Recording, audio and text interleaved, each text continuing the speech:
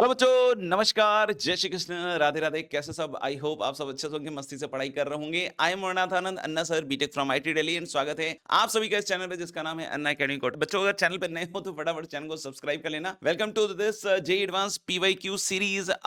इस तरह के क्वेश्चंस मेंस में करने के बहुत ज्यादा फायदे हैं ना। एक तो एडवांस में तो डेफिनेटली है, लेकिन मेंस में भी बहुत फायदे हैं, क्योंकि इससे क्या हो जाता है कि आपको समझ में आ जाता है यार कि मैथमेटिकल आपकी जो मैच्योरिटी है वो किस लेवल पे चल रही है ना। जे एडवांस को करने के मल्टीपल मतलब प्रीवियस ईयर के क्वेश्चन को करने के मल्टीपल फायदे हैं, क्योंकि क्या होता है कि जे एडवांस के जब भी क्वेश्चंस आते हैं ना तो मल्टीपल चीजों को इन्वॉल्व करके आते हैं। तो कॉम्प्रिहेंसिवली आप अगर पूरे क्वेश्चन को बहुत अच्छी तरीके से हैंडल कर सकते हैं तो इसका मतलब आप बहुत सारी चीजों को अच्छी तरीके से समझते हैं। और अगर नहीं समझते हैं तो इस तरह के क्वेश्चन को प्रैक्टिस करने के बाद वो उस मैच्योरिटी को डेवलप कर सकते हैं। तो पहली चीज तो आपको यही समझ में आना चाहिए कि भाई फंडामेंटली आप बहुत सॉलिड हो जाते हैं जब भी इस तरह के सवालों को कर लेते हो, क्योंकि आप बहुत सारे मल्टीपल कॉन्सेप्ट्स को एक सवाल में लगाना सीख जाते हो। दूसरी बात, बहुत बार क्या होता है कि जेई मेन के जो सवाल है ना बच्चों, है ना, बिल्कुल आप देखो कि जे एडवांस के जो सिंगल करेक्ट या मल्टी या जो इंटीजर टाइप वाले सवाल है डायरेक्ट आ जाते हैं। बहुत बार ऐसा देखा गया, बहुत बार ऐसा देखा। अभी अगर हम इस क्वेश्चन को देखें ना तो इसमें देखो मल्टीपल चीजें इन्वॉल्व है ना। एक तरफ तो ये फंक्शन लिखा हुआ है, ग्रेटेस्ट इन्वॉल्व है, मतलब इंटीग्रल इन्वॉल्व है, तो यानी यार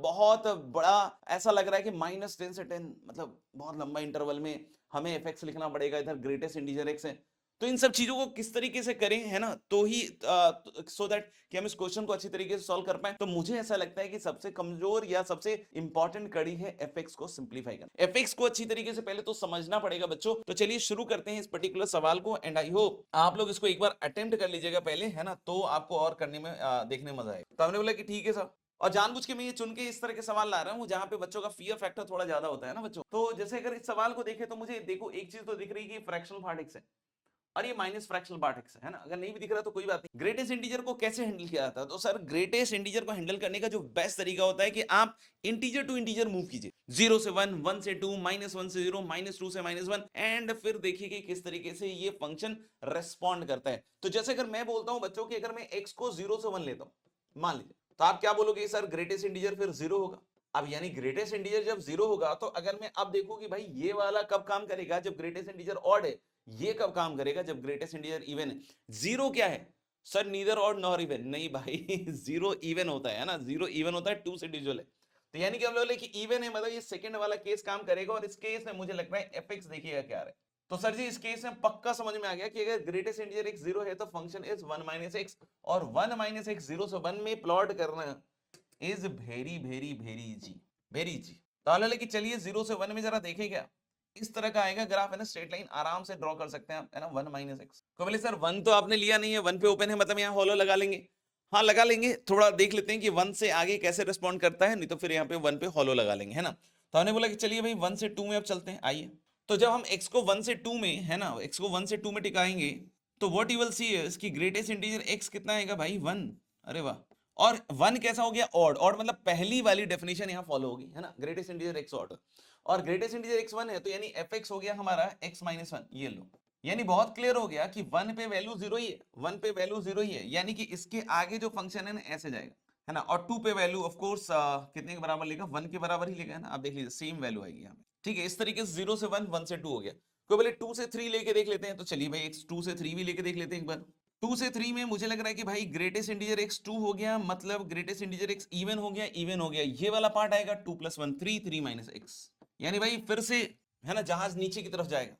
यानी कि हम लोग 2 से 3 में ये जो ग्राफ है फिर से नीचे की तरफ जाएगा, है ना, स्लोप नेगेटिव है, और 3 पे इसकी वैल्यू फिर से 0 है, एंड तो इस तरीके से ये चलता जाएगा। तो मुझे लग रहा है कि यार फिर से इसके बाद ये ऐसे उठेगा x माइनस 3। एक बार चेक कर लेते हैं, x को ओरली देख लेते हैं, 3 से 4, तो ग्रेटेस्ट इंटीजर x 3 हो गया। ग्रेटेस्ट इंटीजर x 3 हो गया मतलब ऑड हो गया, मतलब देखो फिर से x माइनस 3, यानी कि फिर से ऐसा आएगा। मतलब यार भाई ये बिल्कुल अपन को दिख रहा है यहाँ से कि इसी वाले पार्ट को फिर से हमने रिपीट किया, कर दिया, इसी वाले पार्ट को रिपीट कर दिया।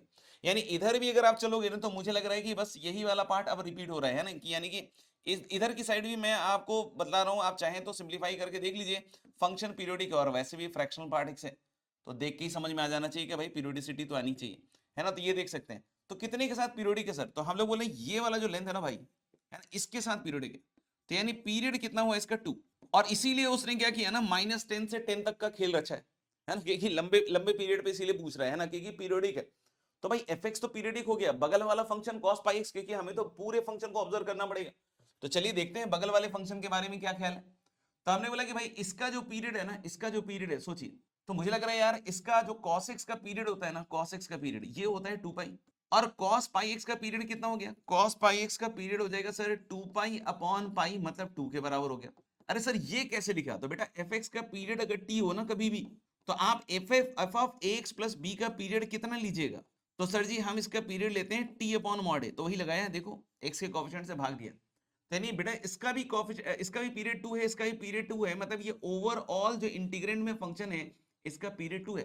तो पीरियोडिक फंक्शन की प्रॉपर्टी यहाँ यूज कर सकते हैं आप सब। -10 से 10 वाले को आप ऐसे भी लिख सकते हैं, है ना, -10 से 10 अगर फंक्शन पीरियोडिक है ना, फंक्शन पीरियोडिक है ना, fx cos पाई एक्स। अच्छा एक चीज और दिख रही है क्या, मेरे ख्याल से करीब करीब -10 से जो जीरो में जो एरिया आएगा ना, वही एरिया 0 से लेकर 10 में भी आएगा। तो चाहो तो इसको आप 2 टाइम्स 0 से 10 करके भी सवाल को बना सकते हो, है ना।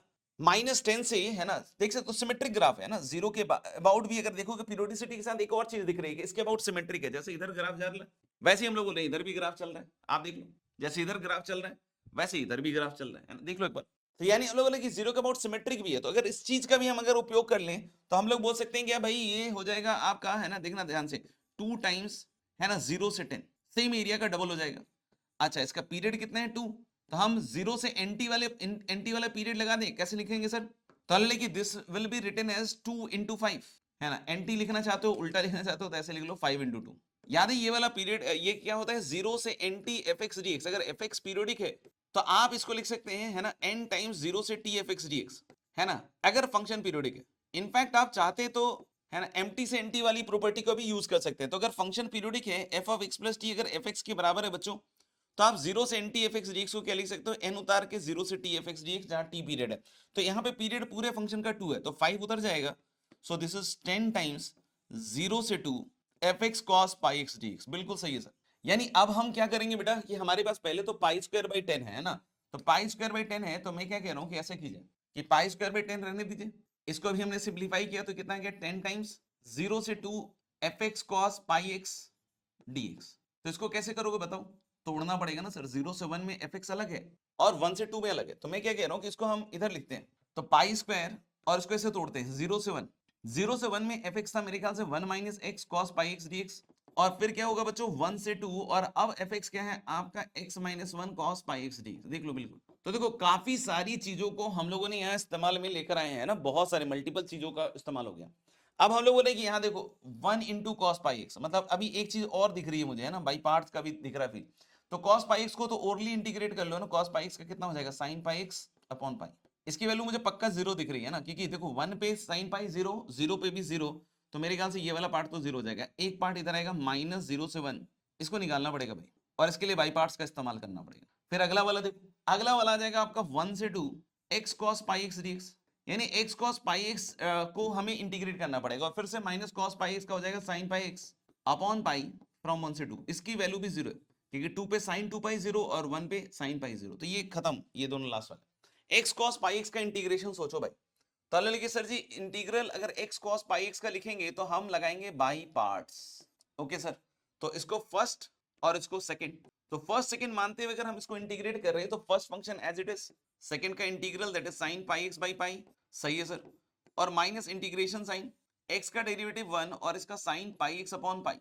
अच्छा तो हम लोग बोले इसके आगे क्या हुआ भाई, x sin pi x upon पाई, ठीक है, और फिर यहाँ माइनस माइनस प्लस हो जाएगा, है ना, और sin पाई एक्स का नेगेटिव आएगा तो cos पाई एक्स अपॉन पाई एक बार और पाई पाई मिलके पाई स्क्वायर हो जाएगा ना, pi into pi pi square हो जाएगा। एक बार हम इसको 0 से 1 में इंटीग्रेट करना है और एक बार इसको 1 से 2 में इंटीग्रेट करना है, तो जैसे 0 से 1 में सोचो पहले तो 1 पे ये वाली वैल्यू कितनी आ जाएगी बेटा 0 sin पाई 0, और 1 पे इसकी वैल्यू क्या आएगी cos पाई इज -1, तो -1 upon pi square, minus lower limit 0 पे 0 और 0 पे ये आ जाएगा 1 अपॉन पाई स्क्वायर, मतलब मुझे लगता है बच्चों this value is -2 upon pi square. अच्छा यानी हम लोग अब यहाँ बोल सकते हैं क्या कि इसका इंटीग्रल आ रहा है ना, ये पाई स्क्वायर चल रहा था सॉरी, है ना, पाई स्क्वायर, और ये मेरे ख्याल से आ रहा है, देखना ध्यान से, -2 अपॉन पाई स्क्वायर, तो अंदर में ये पहला टर्म बन गया 2 अपॉन पाई स्क्वायर।